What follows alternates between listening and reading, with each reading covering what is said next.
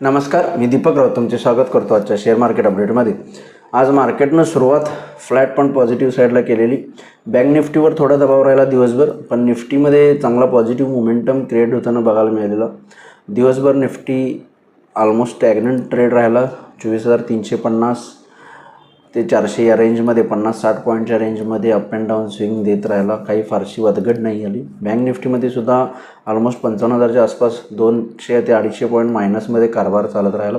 दिवसभर शांतता होती मार्केटला। आज वीकली एक्सपायरचा दिवस करून उद्या सुट्टी आहे 1 मे महाराष्ट्र दिनची। तर मार्केटमध्ये आज वदगड काही बघायला मिळालं नाही, पण हायर लेवलवरून प्रॉफिट बघायला मिळालं। पण वॉरचे एस्केलेट होण्याची चिन्ह अजूनही आहेत। कालच बऱ्याच मीटिंग्सनंतर तीन सैन्याच्या दलाच्या प्राईम मिनिस्टरने फ्री हँड दिला आहे सैन्याला की तुमच्या हिशोबानं तुम्ही कारवाई करा, आणि मार्केटचं लक्ष त्याकडे लागलं आहे की येणाऱ्या काही 2-4-8 दिवसांमध्ये अशा पद्धतीची काही घटना होते का, वॉर एस्केलेट होते का। त्यामुळे मला वाटतं मार्केटचं लक्ष न्यूजवर आहे, आणि त्याचाच एक भाग म्हणून आपल्याला एक स्टॅग्नंट मार्केटची मूव बघायला मिळाली। जर एक वॉर सारखी स्थिती निर्माण झाली तर एखादी डिप येऊ शकते, पण त्याचे अजून तरी काही चिन्ह नाही आहेत। पण ज्या पद्धतीनं भारताची तयारी आहे, मला वाटतं निश्चित काही ना काहीतरी ॲक्टिव्हिटी किंवा ॲक्शन भारताकडून निश्चितच येणाऱ्या 4-8-10 दिवसांमध्ये घेतली जाईल, आणि त्यामुळे मार्केट थोडंसं कॉशियस आहे असं मला वाटतं आहे। त्यामुळे ओव्हरऑल मार्केट न्यूज बेस राहील। कधी काय पद्धतीने आपली ॲक्शन असेल त्यानुसार मार्केटची चाल राहील। टेक्निकली बघायचं झालं तर कालही मी म्हटलं 24,250च्या वर निफ्टी जोपर्यंत आहे तोपर्यंत हायर साईडला 24,500पर्यंत जाण्याचे चान्सेस निफ्टीचे आहेत। 24,250 एक महत्त्वपूर्ण सपोर्ट आहे। 24,250च्या खाली आलं तर फर्दर डिक्लाइनिंग 24,000पर्यंत सुद्धा येऊ शकते।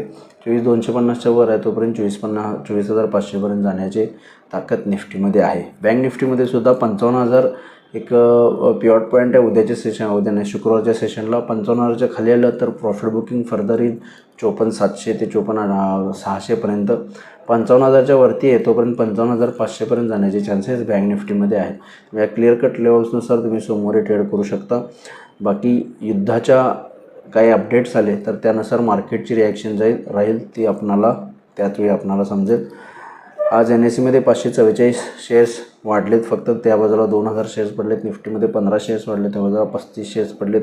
पडणाऱ्या शेअर्सची संख्या जास्त आहे। एवढा सेक्टर इंडिसेसमध्ये सुद्धा आज फक्त रियालिटी आणि फार्मा सेक्टरमध्ये पॉझिटिव्हनेस किरकोळ राहिला। फार्मा सेक्टर 0.5%, रियालिटी जवळपास 2% पॉझिटिव्ह राहिलं। बाकी अदर सेक्टर सगळे मायनसमध्ये आहेत 0.5%च्या आसपास। त्यामध्ये banks, IT, metal, energy, FMCG हे सगळे सेक्टर्समध्ये दबाव बघायला मिळाला।